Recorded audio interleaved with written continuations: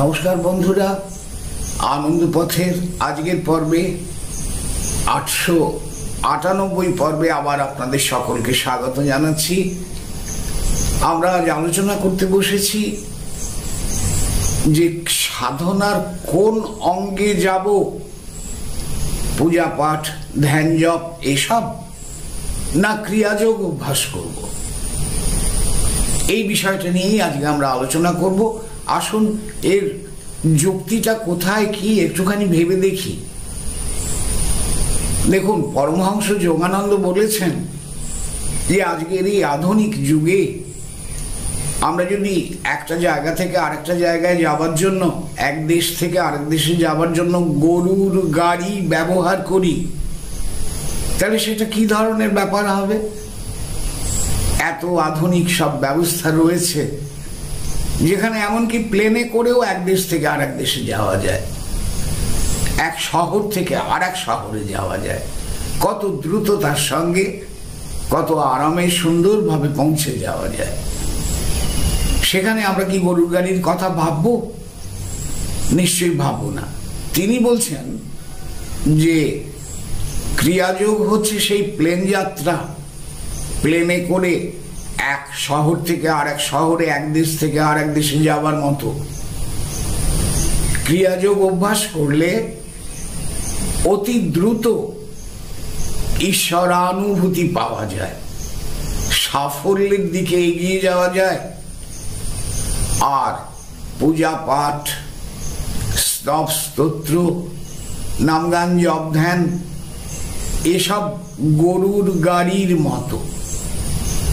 তিনি এই কথা বলেছেন। তাহলে শোনা মাত্র আমার কি মনে হবে যে আমি ক্রিয়াযোগ অভ্যাস করব? ক্রিয়াযোগ যখন দ্রুততার সঙ্গে আমাকে ওই ঈশ্বর অনুভূতির দিকে এগিয়ে নিয়ে যাবে, তখন আমি ক্রিয়াযোগ অভ্যাস করব না কেন? এটাই তো সবচেয়ে সহজ রাস্তা। তাই ক্রিয়াযোগ করে ফেলি।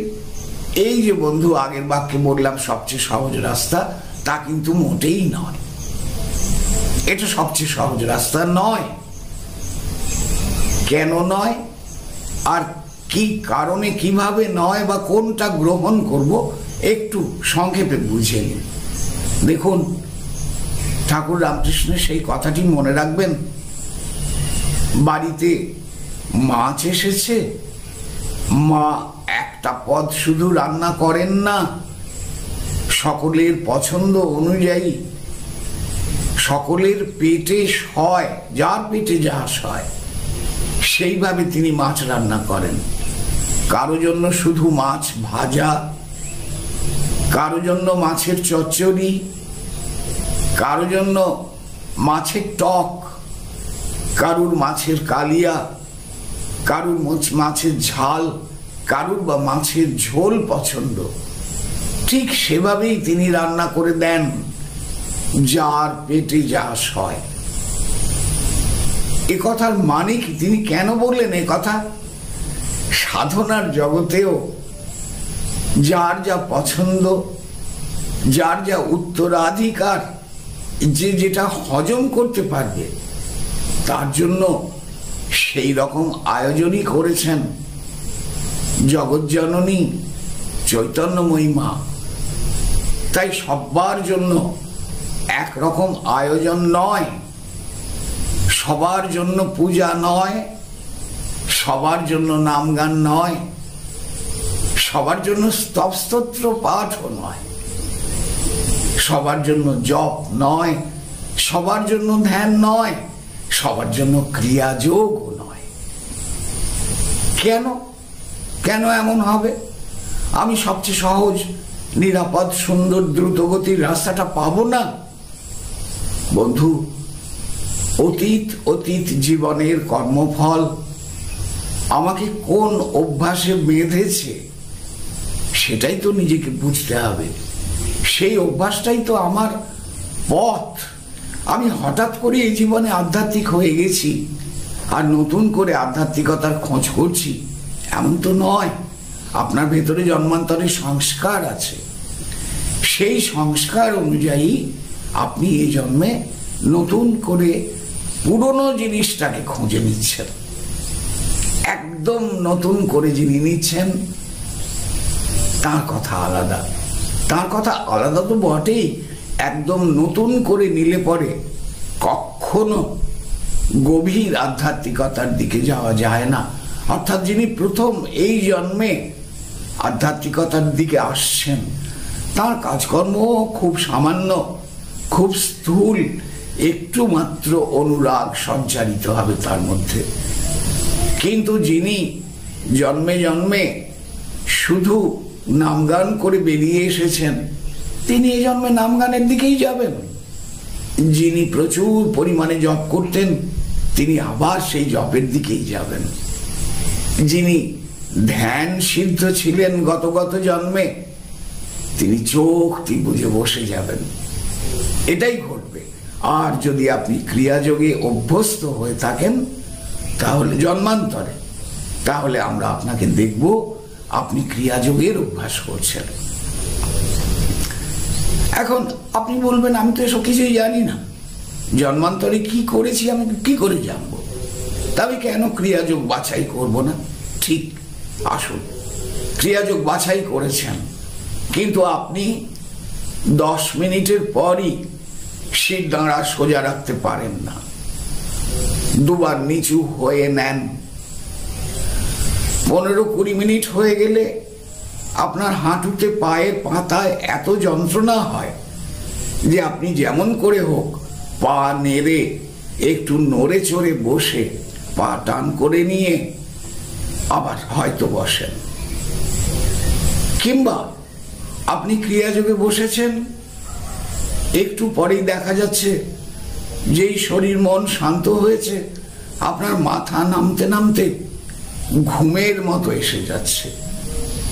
এরকম অনেককে আমরা দেখতে পাই এই রকম ভাবে ঝুঁকে ঘুমিয়ে পড়ছেন।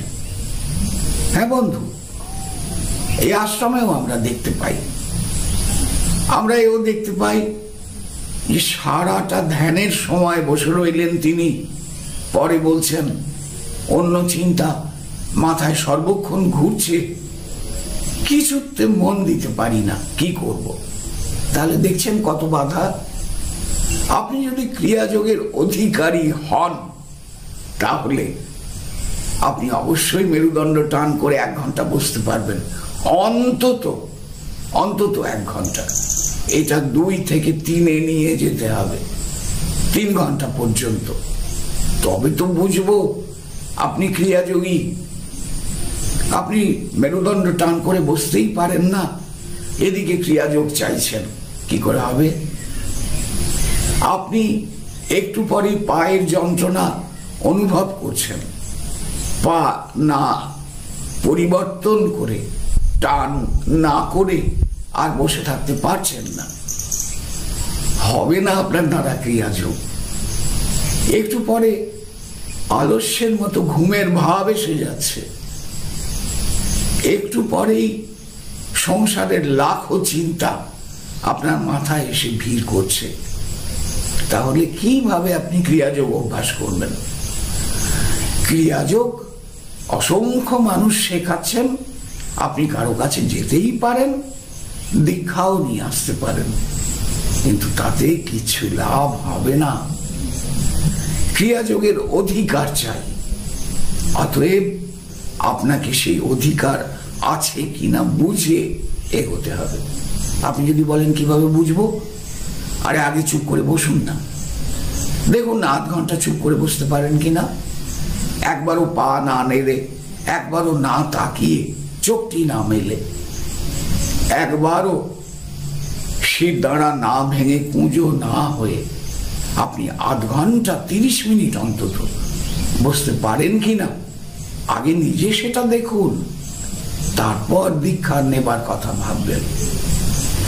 সুতরাং দেখা যাচ্ছে যে ক্রিয়াযোগ সকলের জন্য নয়, কোনো কিছুই সকলের জন্য নয়। তা ক্রিয়াযোগী বা কেন সকলের জন্য হবে? অতএব পূজাও যেমন সবার জন্য নয়, নাম গানও যেমন সবার জন্য নয়, জপ ধ্যানও যেমন সবার জন্য নয়, ঠিক সেই রকম ক্রিয়াযোগও সবার জন্য হতে পারে না, এটা আপনাকে মনে রাখতে হবে।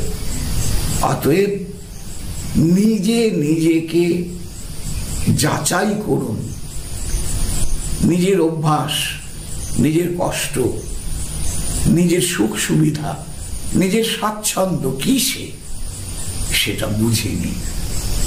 সেটা বুঝে আপনি ঠিক করবেন যে আপনি নাম গান করবেন, জপ করবেন, ধ্যান করবেন, না ক্রিয়াযোগ অভ্যাস করবেন।